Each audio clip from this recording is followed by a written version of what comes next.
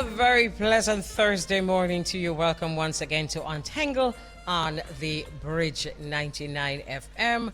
A very special morning to the entire Bridge Nation. I want to say enough respect to my colleagues.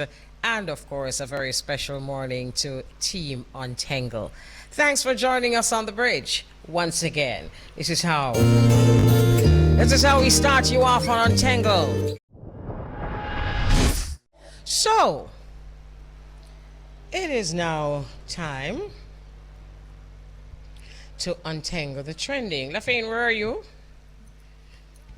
Lafayne. Hi, can you hear me? Yes, I can. Okay. So, Lafayne, you're going to let our listeners know exactly what the story is, and then we take it from there. Definitely. Morning, everyone. Well, it's still morning, yes. So Is that African print? Yes, it is. How could I not mention it? How could I just keep moving like nothing is happening? You know, some of I don't even remember say have it until you say it. So It's beautiful. Thank you. All right, let's go. All right, so the story, the TCMA Transcultural Mindfulness Alliance, they released a tweet recently that Aretha Franklin's 1968 song Natural Woman perpetuates multiple harmful anti-trans stereotypes. There is no such thing as a natural woman. This song has helped inspire acts of harm against transgender women. TCMA is requesting it is removed from Spotify and Apple. Now, after they made that tweet, because they were getting a lot of backlash, I'm telling you, even people from their own community, even transgender people, exactly, were saying like, what, you're crazy. So they said, oh, it was satire, it was a parody, it was just a joke, we weren't being serious. But somebody wrote interestingly that the song, it was recorded by Aretha Franklin, but a man, Jerry Goffin, wrote the words and Carole King wrote the music, so it's their song. So I don't know, it was written by a man, so... But but a man writes so many... I mean, I can write a song for a man. Right. So, I'm not sure. Listen. I was going to say I'm sure you wrote it for a woman, but I'm not sure. Listen, so... And then somebody was saying, why don't you ask biological women for their opinion? A lot of people were going in because they're like, are you just deliberately trying to stir up controversy? Like you're just saying something for the sake of saying it. You know and what was the response? People, they were just saying it was a parody and all of that, but somebody said they're up to crazy levels daily, so it's hard to tell. And they said, just in case, yes, there is such a thing as a natural woman. They're born with female chromosomes plus anatomy. Seek help. So you know how I think? Yeah. I think this is just, we've been tested, we've been tested along the way, you know. There are many ways to test us, to see exactly where we are, test the waters, test to see if the water hot or if the water, cold or where the water is. Let us say that a tweet like that went out and nobody responded, or people responded saying, you have a point, or people responded in favor of what they were trying to say. Right. Then them would have gained strength. And no apology wouldn't make. I think that's why they said, oh, it's just satire, it's just a parody, because they realized that most people, the majority was saying, what? As you say, even the transgendered, because look here now, transgendered people, whoever they are, I'm not trying to speak on their behalf, but I'm just thinking that there are level-headed people everywhere. And any level-headed person would, first of all, realize that don't make any sense. Exactly. And secondly, it would have just pour more heat on for them agenda. Yes, definitely. Because a lot of transgendered people kind of want to be left alone. Right. Or to at least be accepted. Right. And if you're going to make statements like that, it is going to make it that much harder. Definitely. And I don't get how they would draw that conclusion to say it's harmful to transgender women. Like, the song was written so long ago, and if you read the words, if you listen to the words of the song, it's like, it's basically saying to somebody, you make me feel like a natural woman. So it's a love song, like how you get somebody harming somebody out of that. It just don't make any sense. A lot of things not making any sense, and them now being accepted. It's true. So, yes. And whoever these groups are all over the place, not just, groups like that, but just groups of people. If they test the waters, even groups, financial groups, all kind of groups, if they test the waters and see that it is okay to violate, or nobody comes out too strong if you're violating anyway, or nobody has a problem with you saying that you're a bird even though you don't have wings. And if you can get a set of people, because there are many laws and rules that are ridiculous, So I don't see why more can't come. As you rightly say, I think they're testing the waters or the limits, and then people are saying, where do we draw the line? Where do we stop to say, okay, this don't make any sense. Don't even go there. So it just it's just a strange world, and sometimes when I see these things, I just want to say, all right, I just go by the beach, somewhere just go sit down by myself. But something really though, I know what you mean, and then the thing about it is that you have to be so very careful that you're politically correct. That is it. Because you can see somebody, who don't have any wing and tell you that them is a bird. And you see, if you ever dare to suggest that them are no bird, or even if you say problem. Them have constitutional right. You stay there. But that's the same thing I was thinking about this morning, Mama, because you're trying to process and make sense and understand all of this. So you're not trying to be offensive, but to them it come across as offensive. So then you're saying, my goodness, me can't say nothing, me can't do nothing because everything offensive now. So it's like me have to go shut up now, because what do I do? How do I maneuver all of this that my poor little brain I try and make sense of? So exactly. But you say you're right. But at the end of the day, all of us need to understand that because you take a position, it's your right to take that position, whatever position you're taking. Right. But you don't have a right for us to accept it. Right. That is not one of your rights. Yeah, you can't. It's your right to say that you are. I don't want to say a dog because it's going to bring back memories of that picture that you sent me this morning, and I can't take it out of my mind. But anyway, let us say you decide that to be a bird, a bird producer, a bird. You decide that you want to be a bird. Go right ahead. That's it. Even though you can't fly, just call yourself whatever it is you need to call yourself. That's your right. Yes. But it is not your right for me to accept you as a bird. No, you can't. And that's where the problem lies, because I think people feel as though they have a right for people to accept. You should. And that's not how it works, because then everybody are going to feel so everybody feel accept everything. Exactly. Where does it stop? Chaos. Exactly. So I think, as you rightly said, if you love and respect yourself to say, all right, this is who I am, I mean this, and you accept yourself, once the Almighty accept you and you accept yourself, you're good. Right. But you cannot project that onto people and expect that they have to or they should.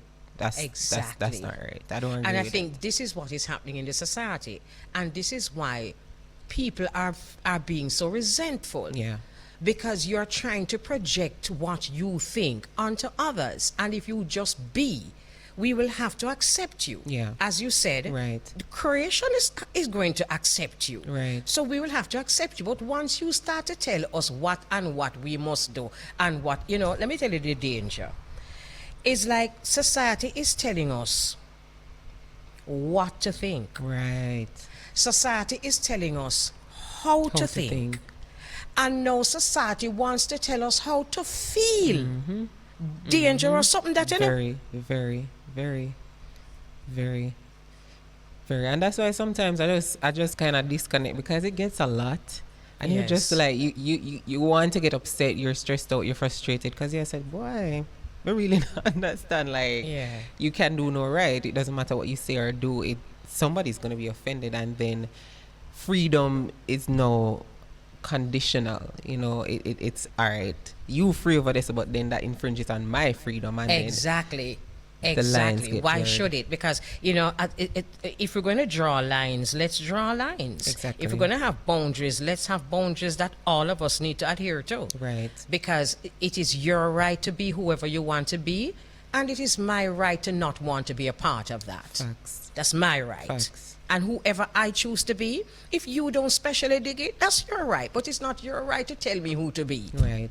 I agree. And So if it's something unique to people, it definitely is not something that's just going to be accepted just like that. You know, we're still fighting with racism and all of that. So. Exactly. Especially those of us who are critical thinkers. And nowadays, so as not to be politically correct, you can't even have a discussion about what a natural woman is when it is so obvious. Yeah, No, as I was telling you this morning about the documentary that I saw, that you know, no one wanted to say what or who is a woman. It could be defined, and that was just mind blowing to me. Yes, and it's what you call it, cognitive dissonance, because Yes. everybody knows what it is, you know. Right. But them trying to Be create a politically situation. correct. Yes, them trying to create a situation where people now questioning them sanity and questioning them being rational. So Right. it's cognitive dissonance. It's like a bird saying, a person saying to you, "I'm a bird. I don't have any wings," but you don't should question that. accept me as You a must bird. accept that I don't. Yeah, that's cognitive dissonance. And you see, once that starts to become a norm at, the Problem. at that level where there now become laws to govern how you think, we're in trouble. Big trouble. Peter John said, Mama, if you can define what is a man. I'm sure he can. And so can we. Trust me. So can we. So can we. And for us natural women, don't let us go into the details to define it. Exactly. We're not going there, Peter John. It's almost time. It's time for the break. It's time for the break. Yeah. So I think it boils down to respecting people and their differences, respecting our thought process. So let's not force people to accept, you know, What is not even real. right. So with Thank you, that, ma'am. we'll take the break. So thank you. So we're going to take a break. Yes. And we have live online our guest, Tavia Benjamin. Good afternoon, Tavia. Hi, good afternoon to you and your listeners. How are you today? Very well, thanks. And you? I am great. Thank you so much. Okay, wonderful. All right. So there's a lot that we want to talk about. So you're a social entrepreneur. First of Yes. all, what is the job of a social entrepreneur? Well, that means ensuring that the work that you do, it benefits your community in an impactful way. And that's definitely something that I've worked towards doing, which is why working with Kingston Creative as their project manager for entrepreneur development, it focuses a lot on how creativity can be socially impactful. How can we ensure that the projects, the programs that we do can benefit our community in a positive way? What's the difference, the major difference between a social entrepreneur and a social worker? Well, I couldn't speak definitively to the difference, but what I can say is for those who are social entrepreneurs, it is their work or business, whatever it is that they choose, whether it is in marketing, whether it is in the creative sector, to ensure that their work is socially impactful. It is to ensure that whatever it is that they do, the communities that they serve, that they can benefit in a real way.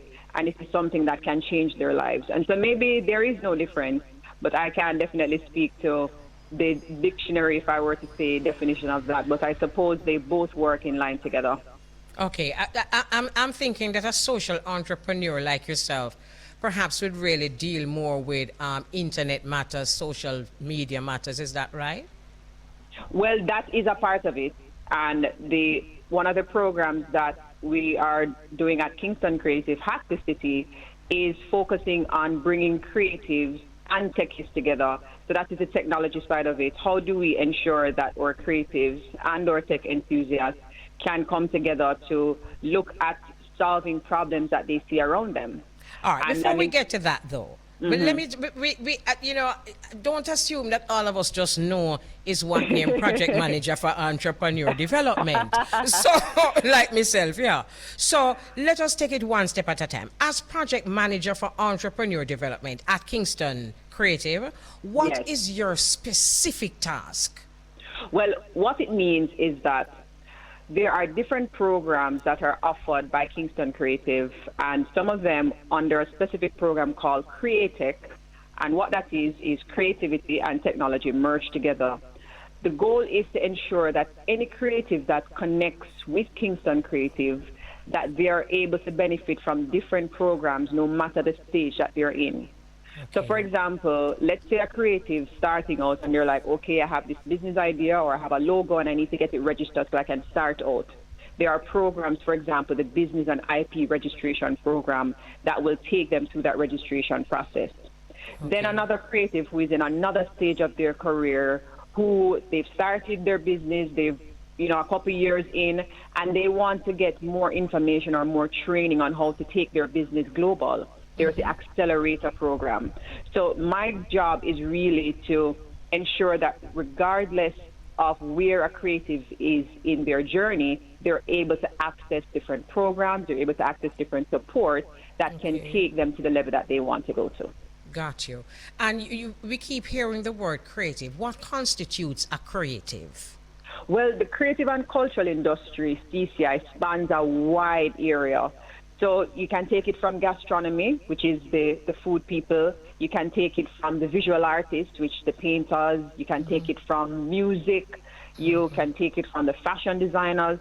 So there's a wide area that covers the creative and cultural industry. And some of it we may not even think of as creatives, but they do fall under that as well.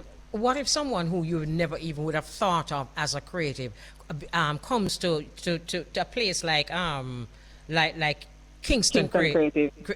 How would you respond to that?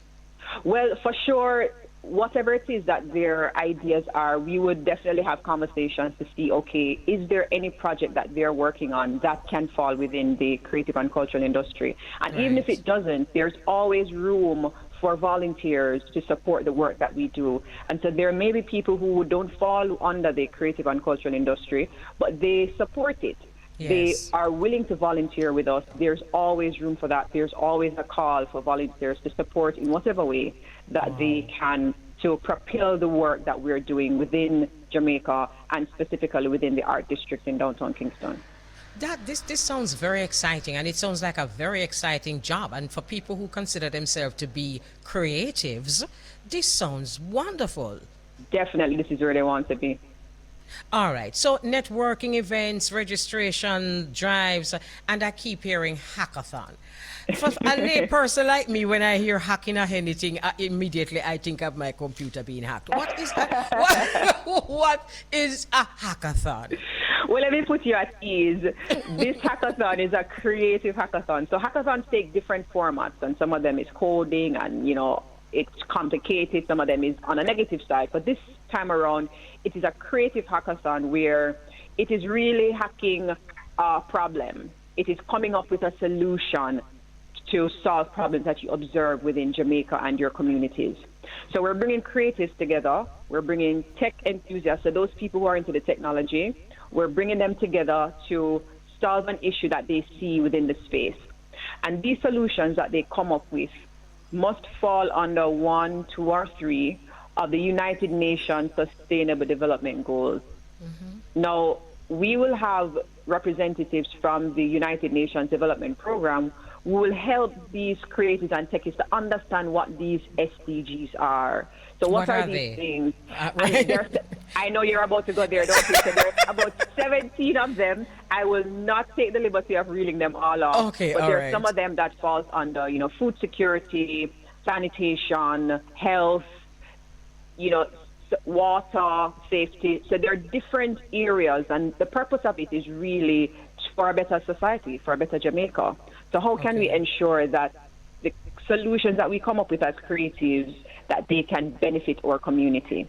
And importantly, as we speak about that, on Friday, January 27th, which is the first day of the hack, we'll be having a conversation with Jamaica Social Investment Fund talking about just that, creativity and social impact. How can we make sure that what we do within the creative industry is socially impactful? how can we make sure it's not just about it looking pretty and not just about us making money, but it can change people's lives? We'll start off the hackathon with a conversation around that. And that is open to the public. So everyone can feel free to come to F&B downtown on Friday, January 27th. It starts at 5:30, and we start the conversation there. Okay, fine. That sounds great. So, but it's a wide invitation. It seems very broad.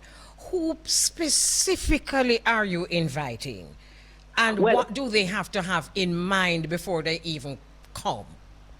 For the mixer itself, it is a networking event. And so while it is that we're going to be talking about things that those participating in the hackathon would be interested in, it is open to those who, one, are practitioners within the creative and cultural industry, as well as those who are interested in the creative and cultural industry.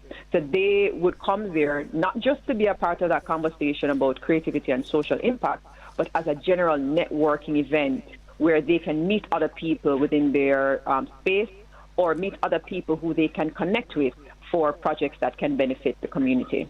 All right, fine. So there must now be guidelines. Take us through the process of eligibility, registration, and then take us through the process of elimination. Definitely. So for those who want to participate in the hack, there are a few guidelines. For one, the teams must be a minimum of 3 people to a maximum of 6 people. 50% of the people on each team must be creatives, and at least one person must be a tech enthusiast. And that is because the solutions need to have a technology element to it. Now, when you say a tech enthusiast, though, hold on, for people like me. Okay, we get creative. So 2 people out of the 3 at least have to be creatives, and 1 a tech. Which is an IT person, that person who understands the technology side of things. Got you. Right. Now, people can apply for the hackathon through the link in our Instagram bio, that's at Kingston Creative JM, or they can visit our website at kingstoncreative.org, and they'll see that sign-up link to sign up for the hack. Once they do that sign-up process, then they'll get invited to the mixer, and they'll be able to participate in the hackathon. Now, on the day 2 of the hackathon, they will receive training. So you don't have to have any coding experience. You don't even have to have any experience participating in a hack, because you will get expert training on how to ideate, how to plan and cost out your solutions, and also how to pitch your ideas to the judges on day 3. So that will happen in one day? That will happen in 2 days.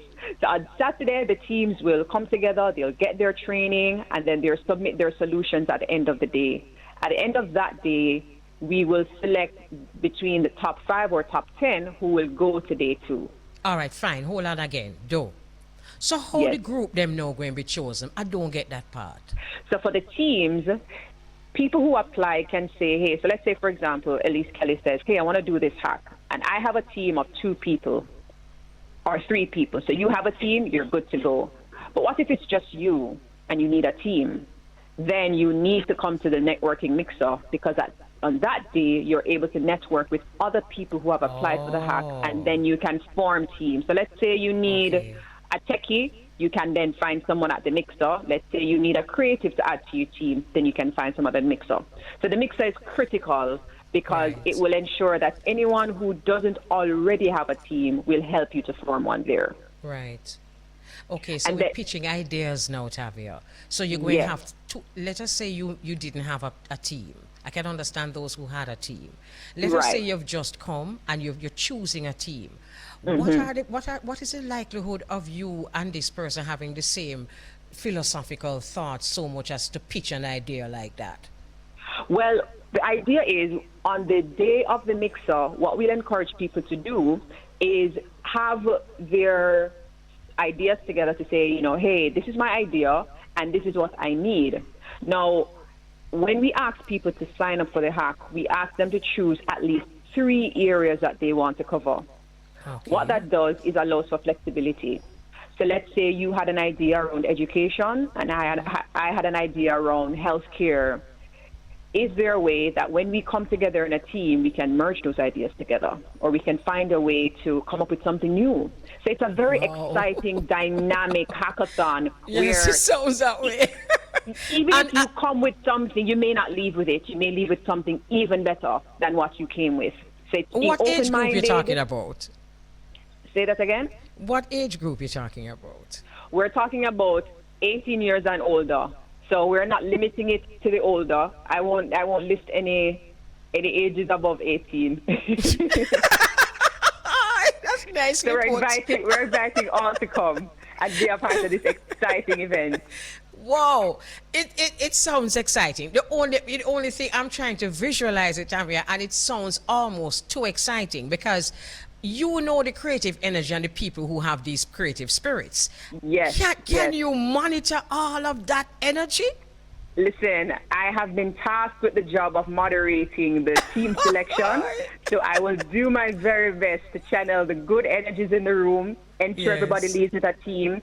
And I'm so grateful that on the Saturday we have mentors from United Nations Development Program, from Jamaica Social Investment Fund. And what that will do is that on the day when the teams are formed, you know, some people are new, some people may not understand certain things. The mentors will help them through the hack, answer questions that they have, explain, you know, how to apply the things that they've learned in the training sessions and that kind of a thing. So it's going to be so exciting, which is why I say, if you've never done it before, don't be scared. Take on something new. This is something exciting. You'll have the support of the expert trainers. You'll have the support of the expert mentors.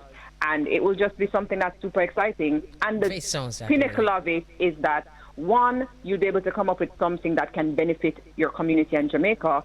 But not just that, you have a chance to win a share of $250,000 if you're selected as first, second, or third place winner. We're going to take a break, Tavia, but we're going to come back to all of that because I don't want you to just go over like that, right? All right, no problem. We're going to take a break, and then when we come forward, we are going to go into those details. Sounds good. We'll be right back with Hack the City. All right, cool. Okay, so thank you very much for joining us. And from Friday, that's tomorrow, January 27, to Sunday, January 29, the Kingston Creative Hub on Harbour Street, downtown Kingston, will be filled with teams of creatives and techies. And we have live online project manager for entrepreneur development at Kingston Creative, Tavia Benjamin. Tavia, before we go into any other details, could you just give us an idea of how that space looks that has all these techies and creatives on the final day? Let us say the final day when the 10 teams are chosen. Tell us what that looks like. Computer, yes, or desk, or what? Tell us.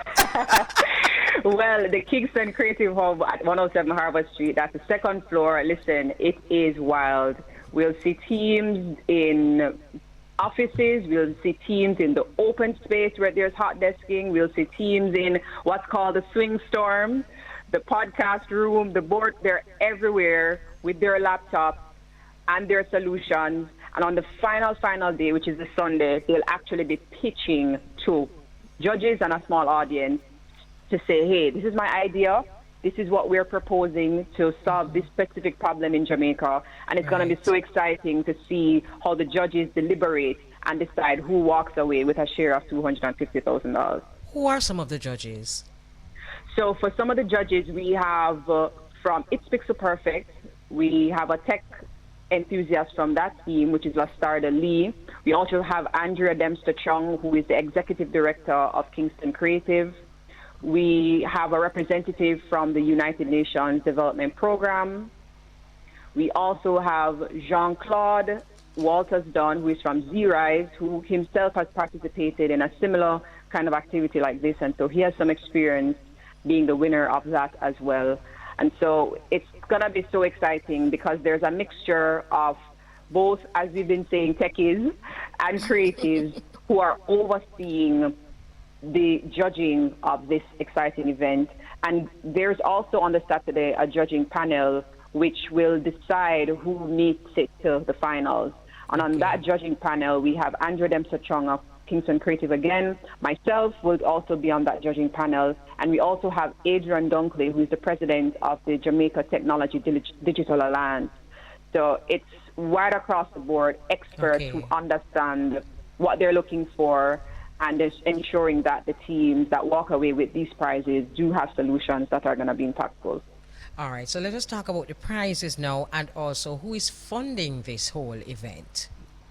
So let's talk about the funder first. So we want to say a special thank you to IDB Lab. They are the core funders of this entire program, Hack the City. And so we really appreciate them supporting this event with the funding and other support that they provided. And for the prizes, the share is $250,000. The first prize, I believe, is $150,000. Second prize is $75,000, and third prize is $25,000, with an additional surprise prize that has been offered by one of our creatives, which will be announced on the day, which will go to the third place winner as well. And so that's how the prize allocations will work for this hackathon. Okay. All right, and my final question would be, will the solutions given by the winning group be implemented? How will it be implemented, and by whom, if they're going to be implemented? Well, the solutions by the winning team will actually be implemented by them. So what we will do is that the funding will help them, as well as support afterwards to say, hey, do you need connections with this person or that person? So that there will be networking to help them to see how they can propel their solutions.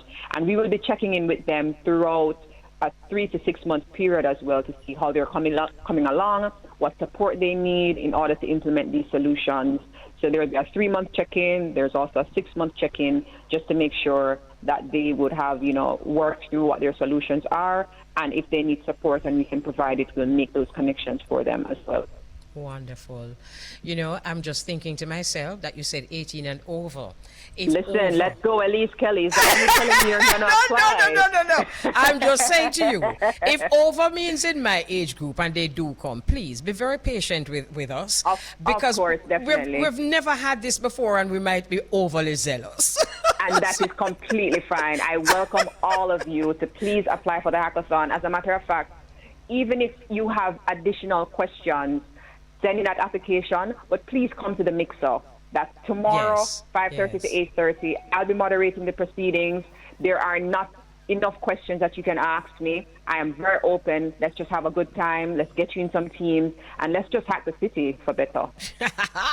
No, when I hear hack, I won't have to. My heart won't be racing. So right, you'll just be so happy that we're hacking the city.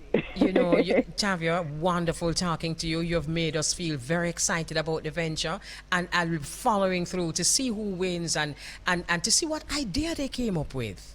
Definitely, and there's actually be an idea bank where you can see the solutions that people will come up with. So I'll keep you posted on the excitement that's happening, and I hope to see you even at the mixer. I look forward to seeing you and your listeners as well. We invite all of you. Thank you so very much, Tavia, and thanks for stopping by.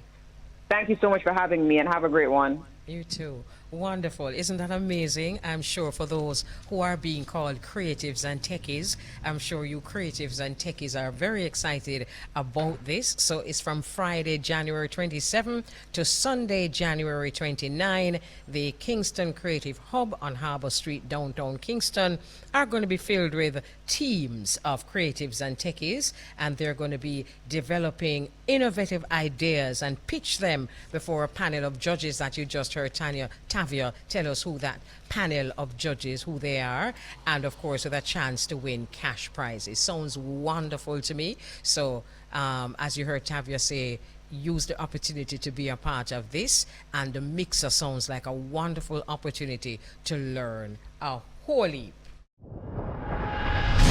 So it is now time for us to join Beau-regard and the Irie Jam Radio family in New York. Good afternoon, Beau-regard. Good afternoon, Mama Kelly. Welcome back. How you been doing? I've been doing very well. How you been doing? I'm doing great. Nice to hear your voice. Nice to see you. Nice. Good. I don't see you yet, though. But let me change this and see. I see you now. You see me now. I see you now. All right. Yeah. I'm in a nice, comfortable zone right now, Mama Kelly. An undisclosed location? Well, not really. This is the new settings for Irie Jam Studio. Okay. So we will, make it more public as we go along this year. A lot of things are happening this year, and it's 30 years of Irie Jam Radio. So we're just trying to, improve the settings so we can, you know, give the people a better experience. So this is where you're going to be until the other place set up? Or this is Well, where the place set up? yes. Okay. This is where I'll be. Yes. I got you. Well, the greatest thing is that we see your face, you know, because that's everything they don't. Yes, man. Yeah, man. Yeah, man. So how's everything with you? I give thanks, and you know, a whole heap of things are happening here in Jamaica. Wow, Jamaica is the main topic right now for a couple of weeks. Jamaica is the main topic, and to be honest with you, what has been happening, it has been on the minds of all of us. And it affects us in some way or the other, either because of, you know, just the love of the individual, the shame of the way it happened, and just other things that we really have some serious concerns about, you know? True indeed, Yeah, Mama. You know, a couple of weeks ago, everybody that thinks that we find gold in Jamaica, you know, I know for the last week and a half, you know, everybody I look for the gold medalist money. Oh my God, you know, everybody so look for the gold. Yeah, the gold medalist money. You know, you will see on Bolt. You know, it's interesting to hear what the Prime Minister had to say recently.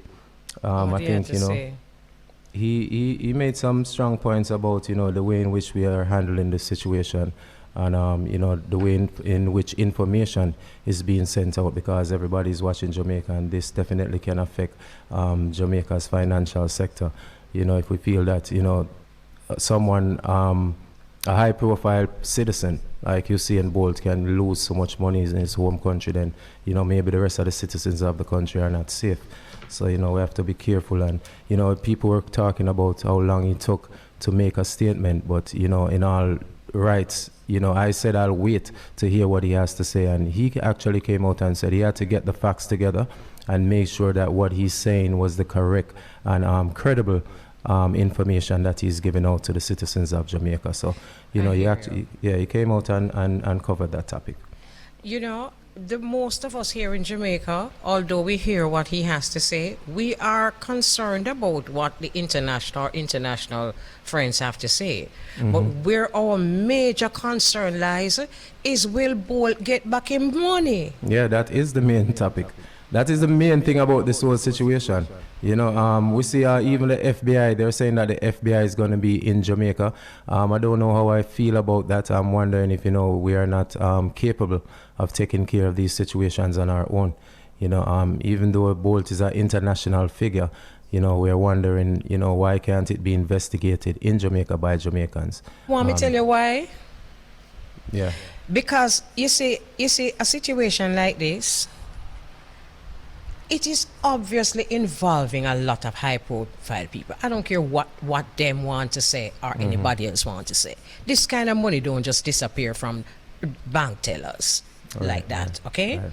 Yes. And if indeed we are right, because most of us think that this is coming from very high-profile people, if indeed we are right, and we think that these people may be untouchables here in Jamaica, it just may mean, it may not mean this, but it may also mean that our investigators are also corrupt and untouchable also.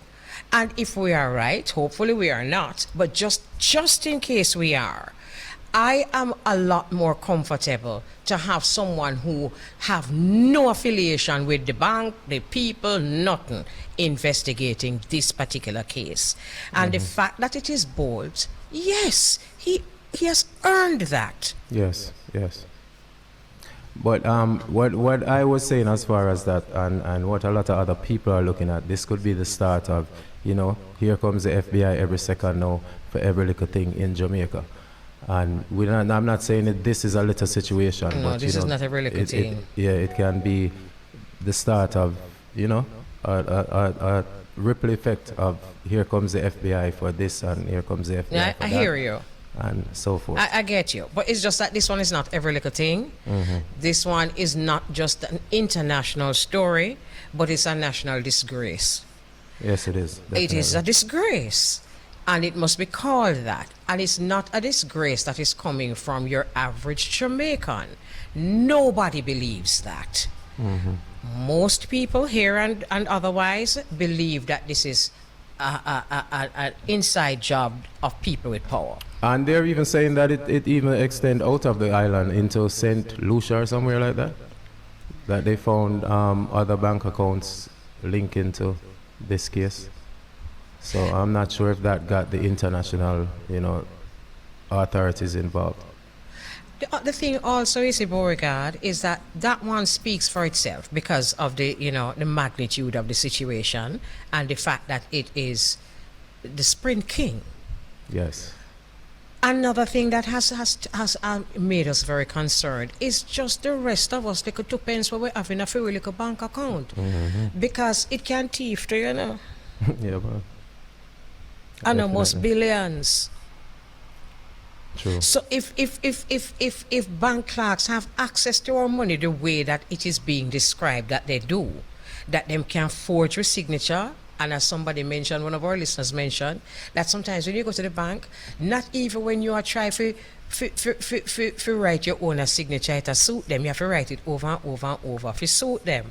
But yet still for them forging our signature seem to suit them quite fine. It's like them have it down to a science.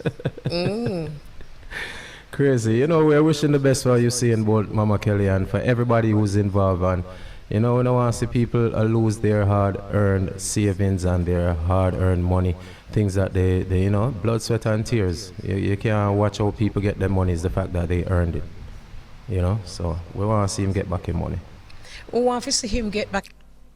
You see, yeah, a whole heap of thing, sometimes it's either we're thinking about our international partners, or sometimes we're only thinking about Bolt, and sometimes we need to think about everybody and for them to go 2 pence, because if me have $20,000 in the bank and I only that me have, and somebody take it, Bolt no more devastated more me, nobody devastation no higher than for nobody else, war, Mama Kelly. Me devastated too.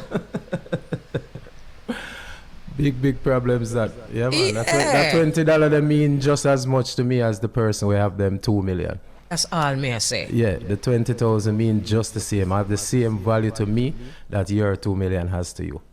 Me would same way when you thief it. Yeah, man. Because we had plans for our little much. True. So it also, what I really want to say is that it also leads to our own personal insecurity with the bank system. Because if it can happen to Bolt is what we are saying. Poor little way, Mark is still feel little money then I want to that, but you might have a teller who need it. I mean, I don't know. We don't know that now, we don't know. Hey. Wow. All kind of corruption are going on, Mama. Jamaica is always interesting. Something is always being spoken about, happening, taking place, and we just have to cover some of these topics. Another topic that that involved the Prime Minister of Jamaica was where he was talking about capital punishment and them having to upgrade the punishment for some of these crimes, where he also said that capital murder, that they should look at it as a death penalty or life in prison. If it's a non-capital crime, 45 years to life. And if you are convicted of taking a life, your useful life should be taken, quote unquote. Yeah, we can tell you it's no rich people life now take. I don't want to sound like a prophetess of doom, but I would agree with all of these measures if it was fair. Yeah, that's all I'm saying. And that's the same thing, the same opinions that a lot of people are having on the social media platforms. They're saying that it's about time. Enough people are agreeing with the Prime Minister, saying a long time them to step up and, do something to try to deter criminals from committing some of these heinous crimes that we see they commit, and they go to jail and they come back out after a few and they do the same thing, and it's a cycle over and over, and they recruit the youths in the neighborhood and it starts all over again, and then that same cycle continues for the next generation. And then you say they have those people who are also saying that, well, let's do something about what's causing these men to act this way. If poverty is one of them, they're saying that they don't have any opportunities, no chances, nowhere to turn, so they end up turning to crime. Now, my thing to that is true, but at what age do grown men start to saying to themselves, the opportunity might not present itself, but I'm not gonna kill nobody if I get none. And when will the people who are in positions of power stop using the youth then by giving them guns to do their dirty work? True. And perhaps that's one of the reasons why it's not being solved. Because the root of the problem, poverty might be in it too, but let me tell you something. You see this place where I live? Corruption hails from the very top, and there is no corrupted activity that you can talk about with me that I can point to somebody who way up at the top, we're either in charge of it or facilitating it.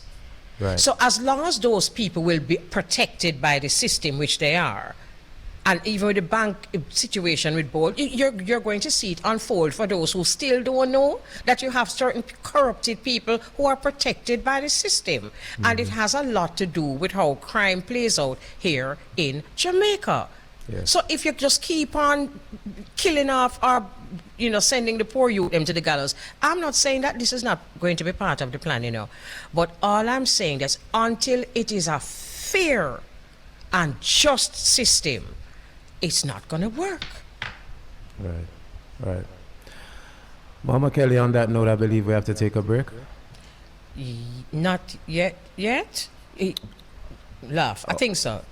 Yeah. I forgot. We'll be right back, Mama. All right, cool. Okay, ladies and gentlemen, we are here. I go by the name of Beau-regard, and we are connected to the Bridge 99 FM. It is a Thursday, so I'm speaking with the Queen Mother, Mama Elise Kelly, and she's on the Bridge 99 FM. Let's rejoin Mama Kelly right now. Mama Kelly. Yes, I'm right here. Right. So you have a tune more for here.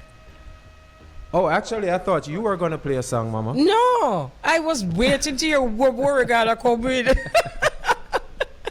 I thought you were going to play a song for us, Mama Kelly, but no, we can get to some songs little more in a few. So, in a few. So what was it we were saying before we took the break? Oh, we were just finished speaking about Prime Minister Andrew Holness and his thoughts on the new capital punishments. Okay. One of our listeners texted a while ago and says it seemed like the more thief, the lesser the penalty. You see, injustices like that, it's going to be very difficult to contain an already angry society, That's what is happening. And that's one of the concerns, what about people who are innocent, who are wrongfully, accused, locked up, convicted, and they are actually innocent? We have to be careful with this new system that we're trying to implement, And as always, you see, when all of us passionate about solving crime and there is so much emotion and true desire to have it solved, we have to be careful that human rights don't get lost in all of that, Yes. Because that is still an issue. Because as I said, Mama Kelly, what I saw some people commenting, some people are saying, string them up in the middle of halfway tree, I'm tired right now, things like that, so... I mean... It's just show me live here, I understand them. Trust me. Me not go let me not get it, Me get it. Me get it. But, and I must say, people who live outside of the outside of Jamaica, all around the world, we have had this conversation before, Mama Kelly, and when they see some of the things that's happening in Jamaica, they want to go back home, but they are scared. Yeah. Some people they're wondering if they go back home, something not gonna happen to them. They might get robbed or end up in a being assaulted somewhere, hurt violently. So what I noticed, Beau-regard? You see, although all of what is happening here is happening to us here, but I understand the people who are terrified of coming home. I really do.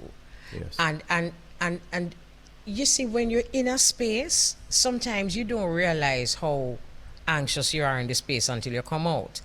But even that anxiety or that added precaution that we just live with as a way of life, it's like we always depend on duty, Yes. It's like we hardly ever exhale, but that's the way we have to live.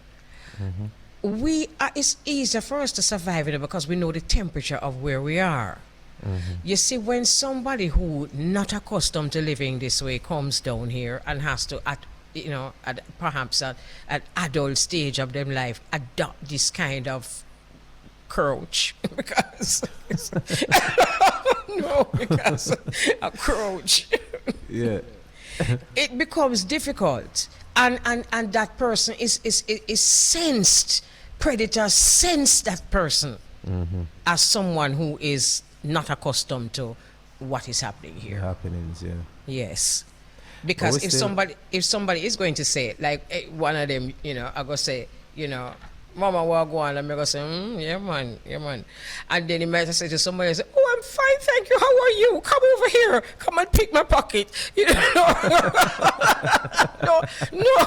No. Wow. That's just the reality. Yeah, so for those kind of reality. people, I say to them, if you are not ready or if you don't want to, don't. Right. But we always encourage people to go back home, visit family, visit the country, continue to support Jamaica, brand Jamaica. Only thing I would say to them right now is that if you're traveling to Kingston, don't travel Air Canada. Hey! Watch out! Look here. You know, so we never going to talk about this. Look here, the man. I was so. Wow. You tell them, Mama. Okay, because see if I can find this story here. Because I never read it good yet, I don't read it good, but I am going to find this story here. Travelers are calling out Air Canada for charging higher baggage fees to Jamaica compared to other cities. Well, I just keep coming up and I don't like that. But anyway, it says here now, Air Canada has come under fire on Twitter, charging more in baggage fees for passengers headed to Jamaica compared to other destinations. Air Canada, Danica Nelson shared a tweet asking Air Canada why baggage fees are significantly higher for those flying into the country's capital, and them have a thing with the ting. So according to Air Canada's website, flying from Toronto's Pearson Airport to Kingston, Jamaica will cost customers $30 for their first checked bag and $50 for a second bag. The same fees apply to other popular vacation destinations in Jamaica, including Montego Bay and Ocho Rios. It takes roughly 4 hours to fly from Toronto to Jamaica. The first checked bag, however, is free for Flex, Comfort, and Latitude fares, and for customers who purchase an Air Canada vacation package. And meanwhile, the passengers flying from Toronto to further destinations, including Delta, Tel Aviv, Israel, and some others, there are 0 fees for the first checked bag. An Air Canada spokesperson confirmed to No Toronto that the airline adjusted their fee structure for flights to Kingston by increasing fees for additional bags. The reason is that we operate this route with small and narrow body aircraft that have less belly hold space, but customers historically bring more baggage than average, reads there. In other words, we travel with one. Jamaica never talk, Mama. There must be never talk. Yeah, I got that part too, Mama Kelly. When I say so, wait there. What do you mean customers? Now this flight from Jamaica, from Toronto to Jamaica, they talk about. Here them know what to say. Our bag and pan where we are carrying pan the people themselves and that. And that's a problem, but I didn't go through all manner or something for just say that. But at that. Man, it's crazy because I was reading the thing, Mama, and I was laughing to myself when I got to that part. I said, look how them I try style of Jamaica and then Oh my God, have mercy. And according to them, they're saying that the bag fees to promote a fairer distribution of bag space because of the way people bring a lot of luggage. But I thought there was a limit to how much luggage you can carry. I mean, put on the plane. That's the thing. They said it's better than just placing a limit on bags per person, so that those who still wanted to bring extra luggage can also bring it. But that's what I'm saying. Once the plane reaches a capacity, what if somebody pay for a whole heap of luggage and take up all of the space, and someone who's just traveling with a one bag can't get no space? Then how does that work out? Exactly. Or if everybody who bought a ticket came to that particular flight and say, you know what, I'm going to pay for all this extra luggage, and everybody have extra luggage, then what do you do? Yes. You know? And want to me, you know, who just have my little simple luggage where I mean, I have money for pay for it. It kind of don't make any sense. I think I saw on that thing where it said that the third checked bag goes up to about $500. What? Yeah, I think they're So trying the to first deter bag is people. free. Yes. The second bag, I saw Mama Kelly, I believe it was 200 or something like that. It said. For the I second heard you bag? said 50, but I Yes, believe I they saw said. 200. And the third one Really? is 5. No, that's Yeah. an issue. They're trying That's a to serious issue. deter people from, bringing the extra luggage. But there are some things where people can do. You can pay online for extra luggage. If you feel like you're traveling and you have extra luggage, it's much cheaper. You can actually pay online ahead of time for the extra luggage. One thing a lot of people should also do is to make sure that they read these airline policies thoroughly. For real. And find out. Don't make the mistake of assuming that because you did one thing on one flight that you can actually do it on this flight. And That's sometimes we also have to pack smarter, Mama Kelly. As a selector, when we travel light, Mama Kelly. So our Okay, laptop, man. yeah, laptop and our bag with 2 suit, 3 suit of clothes for the weekend, whatever. We're depending on where we're going. But some people do go on vacation sometimes up to 2 weeks. So the one piece of luggage thing is not going to work for them. Plus, if you're going home, you might end up a pack for other people to bring back stuff, go that home. too. So, people do end up with. But one of the things, though, Mama Kelly, where you're going to tell some travelers, this 1980s, 90s grip, where some of them are walking. Don't say. Yeah. Sometimes the whole of the weight that is to Mama. Some big old iron in the grip. And that's the whole of the weight. They only need some light luggage to one. You know the manners. But it's true, no. You see, one time people just say, boy, your grip big like you go a colon. Yeah, man. Some of them grip are too heavy, Mama. Some big old piece of metal in the middle of the grip. That weigh about 5 pounds alone. Enough to do better. No, but what you know, that's why I don't like saying for watch people on bad minds. No, we're not promoting that. But when you see a man with film because something just a whoops and film wheel, I move like a Benz on the thing, and then you did you have to take stock and realize you have some Benz on the runway. Sometimes, Mama Kelly, which time I have to help some women to lift them thing off of the belt when them luggage are come out because it's so heavy. But that have nothing to do with they don't see me now. That can really, that can just be. No, some big old, I'm not saying what they grip them. When I look on them, I say, what you want to do with this? I ask myself, where you go with this? No, me can't laugh too hard, Me can't laugh too hard because, can I tell you, this is many years ago, may I say. Many moons ago, when this suitcase, them with them 4-wheel, them just come out. They probably could tour with some people. Yeah. Everybody wants to help to carry the suitcase. You see the first brethren, the engineer really for my suitcase. Said to me, say, Ma, you have some suitcase we have 4-wheel.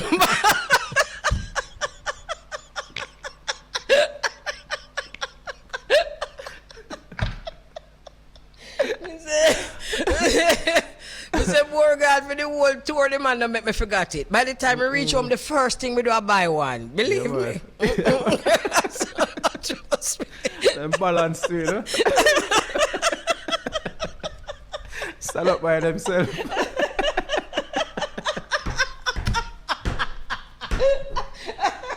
I can't laugh. No, I cannot laugh.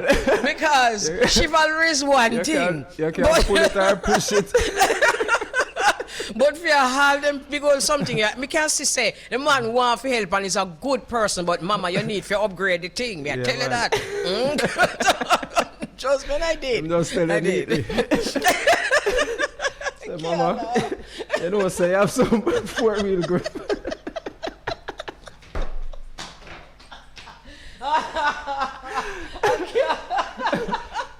I can't laugh. No, you need to stop. No, no. We need to stop. No, this needs to stop. Oh, man. So man, but when me hear you talk a while ago, man, it remind me, man, I tell him I can't laugh too hard, like, oh, like I'm not one of these people. I am one. Here Canada really need for the better, though. Yeah, man. Yeah, them are charge too much. No matter how small the plane be. But me can tell you something to you, so where some much. next people need to understand where I listen, where I say, it's true, man, Jamaican people always have open luggage. We is a set of people, no, hear this now, big and serious now. We is a set of people who always have things carrying back for our people. Exactly. Them. It's not everybody stays so. So some of them will go away for y'all 2 weeks and I want to look at something, them, what is your opposite have grip? And that them a walk with. We are not them people there. We're just not them people there. You know? So charge we are the one. We have our people them where we are carry things for, because we are kind set of people and that's our culture. Yeah, we man, carry back things to people. And we not leave nothing we do no neither. We, even if we have to go pack it and come back. So we are doing what thing. Go up on the side and go repack and put some things in another bag. Same so. It's just so every bag equal the same amount. Same man, so. So you have to do it, man. But some things where you say come out, you know. But it's alright, it's we that. So get over it. Yeah. Yeah, man. Yeah, man. 1:38 in the afternoon, Mama Kelly. What do you want to do? Should we take the next commercial break? There's another commercial break. Before we do that, though, let me tell you something that we're going to come back. But I want you to gather your thoughts before we come back, that you know, and be tempered in your comments. Which part is there? We can see if we can find it here. So now, so you know, say Aretha Franklin's 1968 song, "A Natural Woman," deemed offensive by the trans community. So we had a nice, sane, civil conversation, myself and Lafayette this morning. So I don't know if you can add any thoughts to that when we come back. I will, Mama Kelly. I Okay. definitely will. Okay. Be right back. Okay, so for those who have just joined us, we're right inside with Global Connection, and here is where we stream live to the tri-state. We have Beau-regard of Irie Jam Radio and the team in New York with us. Good afternoon, everyone. Yes, Mama. Somebody just texts and say, hold on. Somebody just texts and say, oh, the laughs until you're not tired. Good vibes and good energy, man. Oh, Yeah, man. God. So, yes, your views, Beau-regard. I'm just for anybody who's just rejoining us, Mama. Could you repeat what it is that you want me to respond to? Oh, okay. Hold on a little bit. Hold on. Let me see if I can find it. Here. Hold on. Aretha Franklin's 1968 song, "A Natural Woman," deemed offensive by trans community. But can I say something though? They retracted it, and and said it was like tongue in cheek or a joke or something. But they retracted the way how it was expressed based on the backlash that came as a result of it. Oh, So let me just say the that. group that was saying it's offensive was receiving Right. some backlash. Right, from even members of the same community. Oh, okay. Yeah. All right, so I don't have to say nothing then, Mama. No, why you say so? Because why you say that? Well, I mean, you know, it's just ridiculous. Right. You know, it's totally ridiculous. And at this point, some of these things that we hear and see, they're just for attention and clout Yes. chasing. You know, something like Yes. that, natural woman. What is wrong with her singing about, you know, her being a natural woman? That is who she was born as. That is who most women are, you know. All women born as women, that is what they are, natural women. So Right. you can't take that away from them, and you can't, because of your feelings, want to, you know, impede on other people's rights and feelings as well. So Well, you said it, you know, Beau-regard, because there's a school of thought. In fact, there's a gentleman who keeps in touch with us via WhatsApp, the Bridge 99 WhatsApp sometimes. And we have a thing where we untangle the trending, and we have to be very careful because just like what you said a while ago, we have to be careful that we are not actually promoting their agenda by discussing it. You Right. know, it is, but you know, it's a thin line. But we still have to try to do that balancing act, you know, because like Right. just like what you said a while ago, you're perfectly right, and that's exactly how you should have to deal with it. Next. yeah, man. So we have to deal with it. Mama, one of the things I wanted to talk about was in Florida. The governor of Florida, Governor DeSantis, blocked the what is it? Advanced Placement African American Studies in schools that they were trying to implement in the school curriculum in Florida. And the governor is saying that, it simply there's no reason for it to be added because there's no meaning to what they're trying to teach in this particular curriculum. So, it's a big situation right now. This was the same governor, by the way, who did not let Florida lock down during the COVID. He did not let anyone wear any mask. He did not let anyone get any vaccinations. So now he's back in the hot seat, saying that, this AP, Advanced Placement Program, should not be implemented in the schools as far as, African American studies. That's one of the big stories here. Wow. Yeah, man. I don't know, to be honest with you, I don't know how to deal with it. But there are times also, that the news is real, the struggle is real. Let me just say that. But sometimes the way how it is promoted on major newscasts like in America, sometimes I wonder, Beau-regard, if it is not being purposely done to always create a feeling of insecurity, even more than people in minority groups already have. If it is not being done to, whether subconsciously or subliminally, create more feelings of insecurity. I really wonder. Because for those who don't listen so much to the news, them don't even respond the same way. Right. And I always say this from time to time when, they remind us of slavery over and over again with the movies coming out and everything is slavery as if that's the only history we have. I feel like that is purposely being done. I agree. Just to continue to let you think that this is as far back as your history goes, 400 years ago.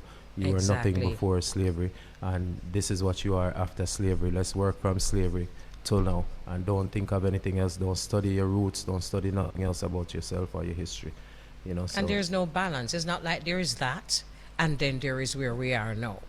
Or there is a movie with aspirations as to where we are or we should be, or nothing. There's just no balance.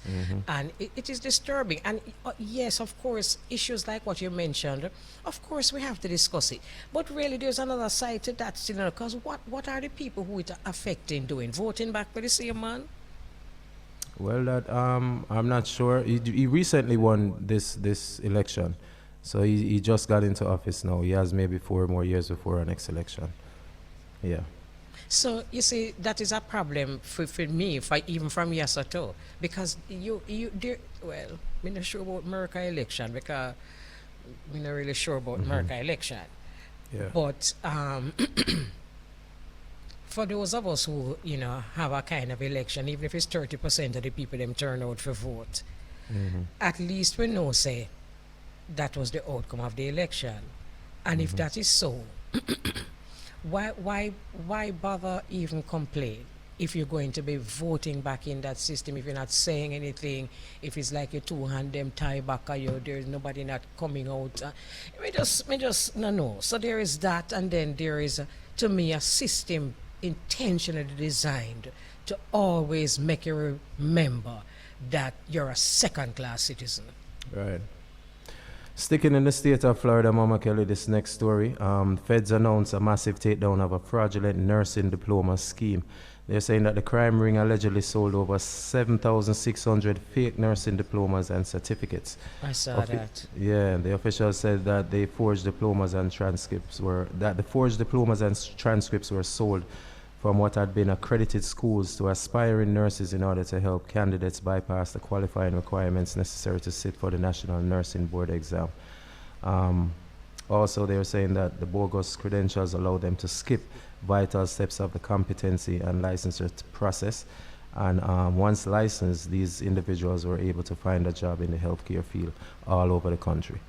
So we don't know where they are now. I'm thinking that the investigation is still going on, and hopefully they can track down some of these people who were given these fake diplomas and fake licenses, and they're probably practicing, health in some hospitals and clinics and health facilities all across the country.